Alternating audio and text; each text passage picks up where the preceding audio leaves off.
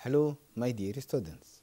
Today we are going to start chapter 3, which is chemical equilibrium. We are going to discuss the types of chemical reactions, complete and incomplete reactions, and we are going to discuss the concept of chemical equilibrium and the equilibrium system, and we are going to discuss the factors that affect on the rate of chemical reaction. So let us start.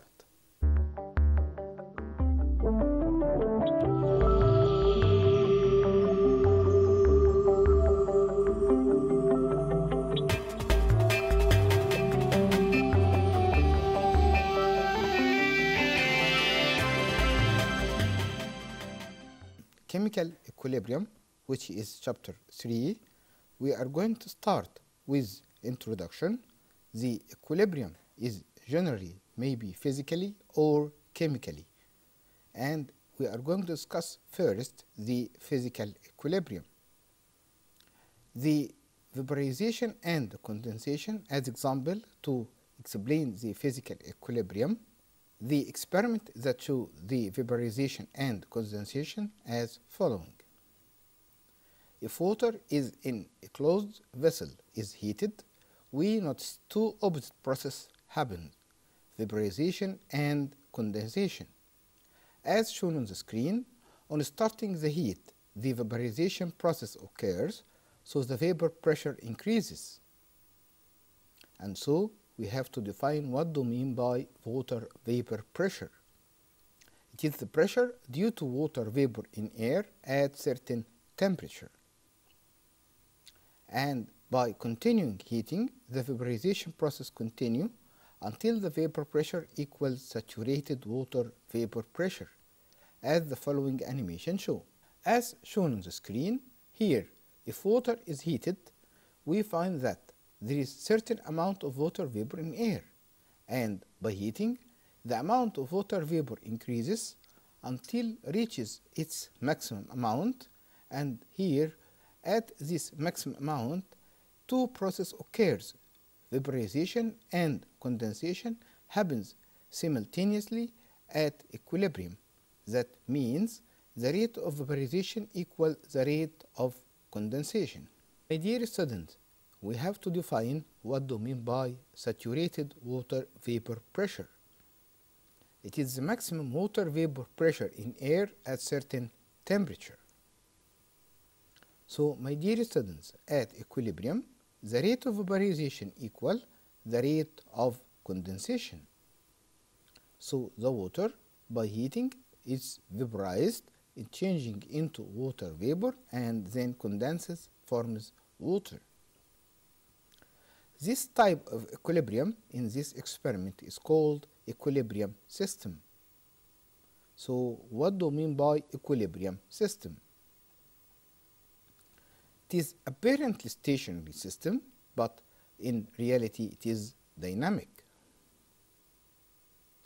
Now we are going to discuss the chemical equilibrium.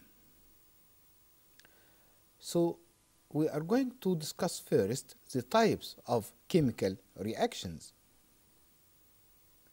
The first type is complete or irreversible chemical reaction, and this reaction occurs in one direction only, which is in the direction of formation of products. So we have give reason in this point. The complete irreversible chemical reaction occurs in the direction of formation of products only.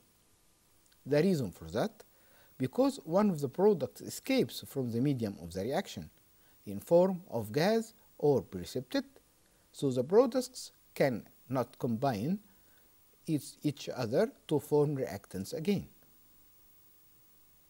Examples for these reactions: zinc plus hydrochloric acid, which is dilute, gives zinc chloride and hydrogen gas, as the following animation show.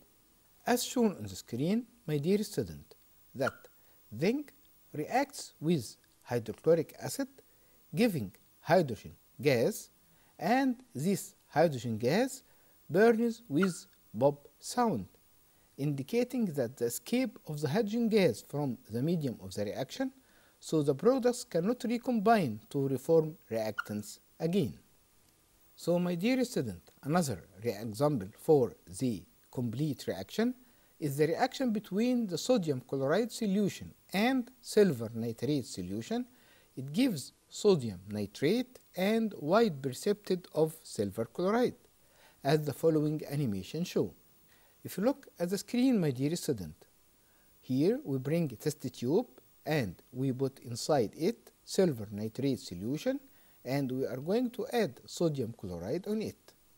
As shown on the screen, a white precipitate is formed of silver chloride, which escapes from the medium of the reaction, so the products cannot recombine with each other to form reactants, so this reaction is complete or irreversible chemical reaction. So my dear student, we are going to discuss the second type of chemical reaction, which is incomplete or reversible chemical reaction. This type of the reaction occurs in both forward and backward direction. That means in the two directions, forward and backward. So we have give reason in this point. Incomplete or reversible chemical reaction occurs in two directions. The reason for that, because both of the reactant and products are found in the medium of the reaction, so the products can combine with each other to reform the reactants.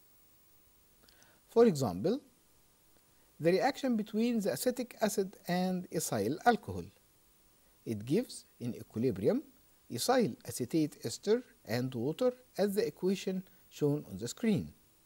This reaction gives the products that found in the medium of the reaction, so reform the reactant when they react with each other. So we have give reason in this point. The blue litmus paper turns red when it is placed in a container contains 1 mole of ethanol or ethyl alcohol and 1 mole of acetic acid, in spite of the products are neutral. The reason for that, because the reaction is reversible and the acetic acid exists in the medium of the reaction, so turns litmus red. So we can define the chemical equilibrium. It is a dynamic system, takes place when the rate of forward reaction equals the rate of backward reaction. So during chemical equilibrium, the equilibrium state is a stationary system, apparently, but dynamic in its reality. All the reactants and products are still found in the medium of the reaction. The concentration of reactants and products are not changed. The conditions of the reaction, such as temperature and pressure, are not changed. The state of equilibrium may be reached slowly or rapidly. So, my dear student, at the end of this point, we can compare between the complete and incomplete reaction as following. The complete reaction occurs in one direction only, and incomplete reaction occurs in both forward and backward direction. In the complete reaction, some of the products escape from the medium of the reaction in form of gas or precipitate, while in the incomplete reaction, both of reactants and the products are still found in the medium of the reaction. In the complete reaction, the products cannot combine with each other to reform the reactants, while in the incomplete reaction, the products can combine with each other to reform the reactants.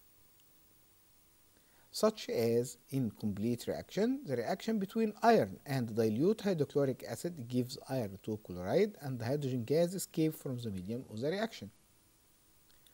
While the incomplete reaction, example, acetic acid with ethyl alcohol gives ethyl acetate ester and water is produced. Now, my dear student, we are going to define the rate of chemical reaction. It is the rate of the change of concentration of reactants or product per unit time. So, during a complete reaction, my dear student, the concentration of the reaction decrease and the concentration of products increase. As the graph shown on the screen, the complete reaction, the reactants at the beginning of the reaction has maximum value, and by the time its concentration decreases to reach its minimum amount, while the products that at the beginning of the reaction has no concentration and by the time has increased till reaches the maximum amount. While during the incomplete reaction before equilibrium, the concentration of the reactant decreases and the concentration of the product increases. And as the graph shown on the screen between concentration and time, in the beginning of the reaction, the reactant concentration is maximum, and by the time the reactant decreases, while the product at the beginning of the reaction has zero concentration and by the time has increased. So at equilibrium, we find that the concentration of reactants and the products reaches constant value. As shown on the graph, between concentration and time, it reaches constant value. Now, my dear students, we are going to discuss the factors affecting the rate of chemical reaction. The nature of the reactants, the concentration of the reactants, the temperature of the reaction, the pressure, the catalyst, and light. So there are 6 factors which affect the rate of chemical reaction. We are going to discuss them in details.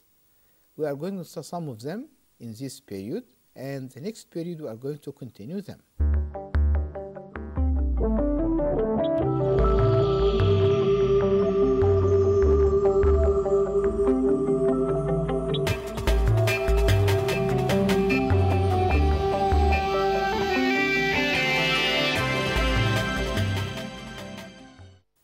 So, we are going to start first with the nature of the reactant.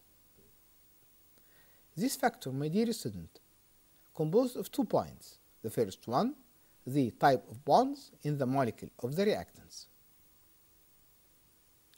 The ionic compounds react instantly and very fast, and we have give reason for this point.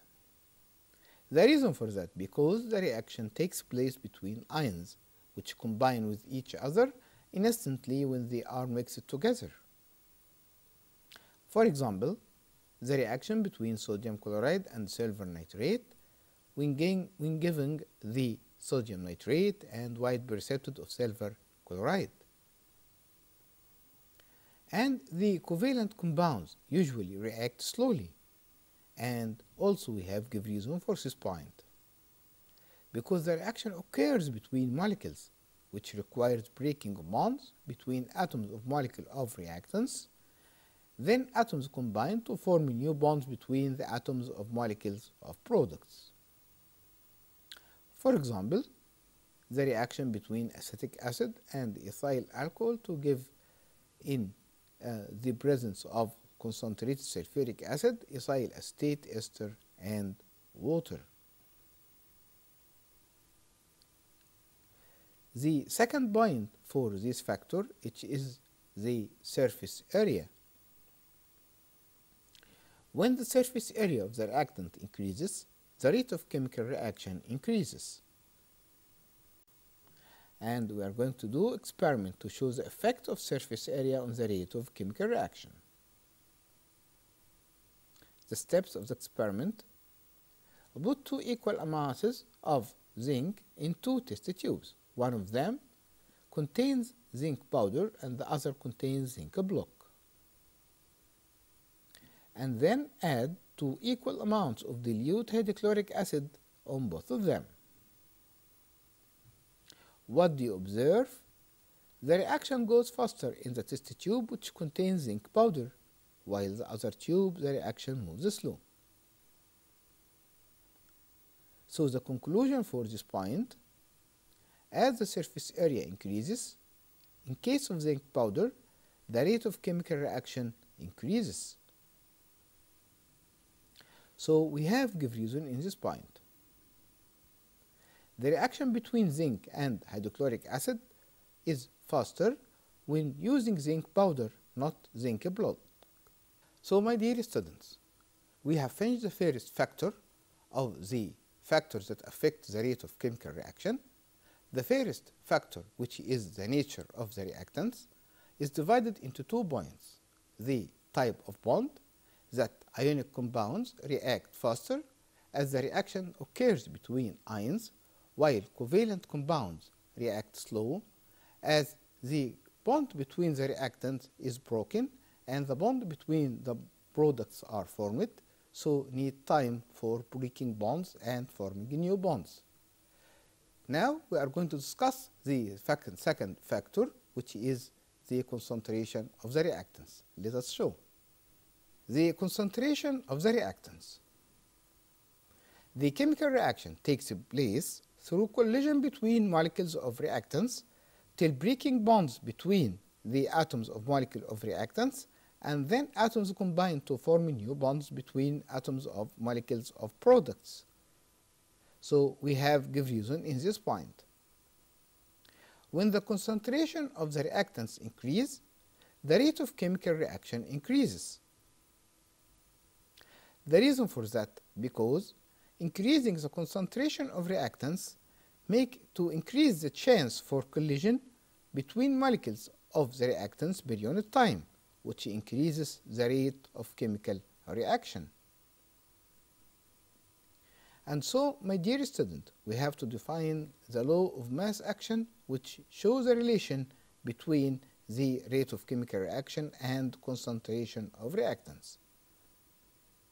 So, the Norwegian scientists Vag and Goldberg established a law which controls the relation between the rate of chemical reaction and concentration of reactants. It states that at constant temperature, the rate of chemical reaction is directly proportional to the products of multiplication of the reactant concentration. Each is raised to the power of number of molecules or ions in the balanced chemical equation.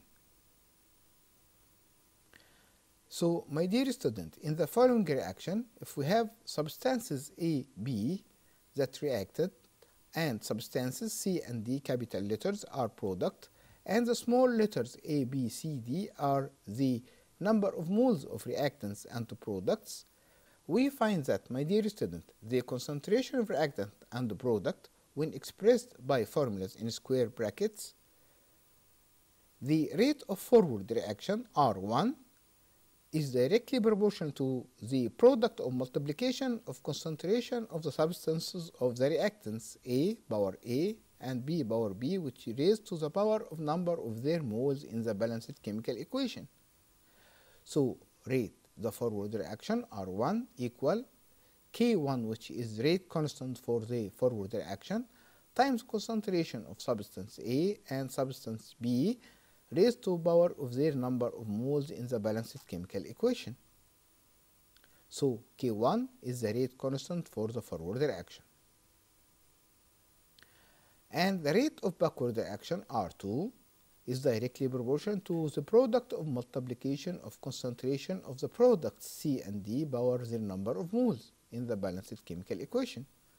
So, R2 equal K2 times their concentration of products C and D power their number of moles.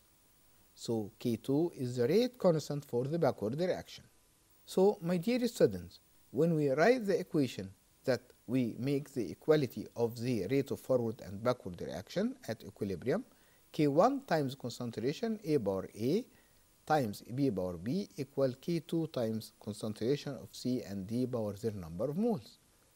So, K1 over K2 equal concentration of products C and D times each other raised to power of the number of moles of their balanced equation over the multiplication of concentration of the reactant power their number of moles. So, the ratio K1 over K2 is called the equilibrium constant Kc. So, the equilibrium constant Kc can be defined as it is the ratio between the rate constant for the forward reaction and the rate constant for the backward reaction, depending on the concentration of the reactants and the products. So Kc equal the concentration of the products C and D power their number of moles and over the concentration of reactants power their number of moles A and B. My dear student, notice that if Kc is greater than 1, it means the equilibrium is shifted to the forward direction, and so the concentration of products is greater than the concentration of reactants. And if Kc is less than 1, means the equilibrium is shifted in the backward direction, and the concentration of product is less than the concentration of reactants. So we have good reason in this point. The concentration of liquid water or pure solids or precipitate is not written in the equilibrium constant equation. The reason for that because their concentration remains constant whatever their quantity is. Now we are going to make an experiment to show the effect of concentration on the rate of chemical reaction. On adding solution of iron 3 chloride, which has faint yellow color, to ammonium thiocyanate solution which is colorless, we observe that the solution becomes a blood red color. This is due to the formation of iron 3 thiocyanate which has blood red color. And so the equation proceeds on the screen. Iron 3 chloride reacts with ammonium thiocyanate. It gives iron 3 thiocyanate which has blood red color and releasing ammonium chloride as shown on the screen. So my dear student, in the forward reaction, rate of forward reaction directly proportions the concentration of iron 3 chloride and ammonium thiocyanate power the number of moles in the balanced equation. So R1 equal K1 times their concentration of the reactant iron 3 chloride and ammonium thiocyanate, and K1 is the rate constant for the forward reaction. And in the backward direction, R2 is directly proportional to the concentration of the products iron 3 thiocyanate and ammonium chloride raised to power of number of moles in the balanced equation. So R2 equal K2 times their concentration of the products, where K2 is the rate constant for the backward reaction. So at equilibrium, my dear student, the rate of forward reaction equals the rate of backward reaction. So K1 times concentration of iron 3 chloride times concentration of ammonium thiocyanate power 3 equals here the rate of backward direction, which K2 equal iron 3 thiocyanate times the concentration of ammonium chloride power the number of moles in the balanced equation 3. Here, my dear students, so K1 over K2 equal concentration of products iron 3 thiocyanate times concentration of ammonium chloride power 3 over concentration of iron 3 chloride and ammonium thiocyanate, which are reactants that in the balanced chemical equation. So Kc, my dear student, equals the concentration of products over concentration of reactants. Each is raised to power of the number of moles in the balanced chemical equation. So my dear student, we are going to discuss some examples on this writing the equilibrium constant. First example, write the equilibrium constant Kc for the following reactions. Carbon monoxide plus water gives carbon dioxide plus hydrogen. Second reaction, nitric oxide plus oxygen gives nitrogen dioxide gas. And third equation, ammonia plus oxygen gives nitrogen gas and water vapor is produced. Try, my dear student, to write the equilibrium constant for these three equations by yourself, and we are going to answer them now. Now we are going to show the answer. Kc for the first equation, concentration carbon dioxide times hydrogen over concentration of carbon monoxide. Second equation, concentration of nitrogen dioxide power 2 over concentration of nitric oxide power 2 times the concentration of oxygen. The third one, Kc, equal concentration of nitrogen power 2 times concentration of water vapor power 6 over concentration of ammonia power 4 times concentration of oxygen power 3. Remember, my dear student, the water concentration is written only in the Kc equilibrium constant when it is in vapor state, not in liquid state. The second example, calculate the equilibrium constant for the following reaction. H2 plus I2 gives 2HI. Given that at equilibrium the concentration of I2 and H2 and HI are 0.221, 0.221 and 1.563 molar. Solution. Kc equal for this reaction HI power 2 over concentration of hydrogen times concentration of iodine. So Kc equal 1.563 power 2 over 0.221 times 0.221. So equals 50. Next example. Calculate the equilibrium constant for the following reaction. N2 plus O2 gives 2NO, where at equilibrium the concentration of nitrogen equals 0.1 molar, oxygen 0.1 molar, and nitric oxide 0.2 molar. Solution. Kc equal for this reaction NO power 2 concentration over concentration of nitrogen times concentration of oxygen power 1, as their number of moles in the balanced equation is 1. So Kc equal 0.2 power 2 times 0.1 عادة. So Kc equal 0.2 power 2 over 0.1 times 0.1, so equals 4. My dear students, we have reached to the end of our program today. I hope you understood all the points and the problems that we discussed today. So till we meet again, my best wishes for you.